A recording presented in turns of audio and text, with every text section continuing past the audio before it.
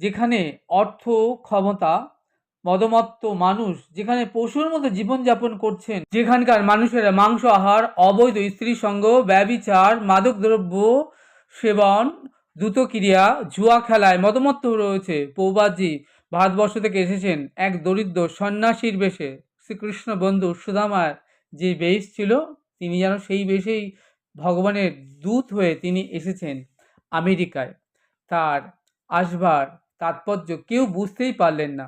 ছিল পৌপাতজি তিনি এসেছেন পাশ্চাত্য দেশ ও তারিতে কৃষ্ণের ভজন করিয়ে নাম সংকীর্তনের দ্বারা এই পাশ্চাত্য দেশকে উদ্ধার করতে। শ্রীকৃষ্ণের অমৃতময় উপদেশ এই সমগ্র বিশ্বে প্রচার করবার জন্যই তিনি এসেছেন ভারতবর্ষ থেকে সুদূর আমেরিকায়।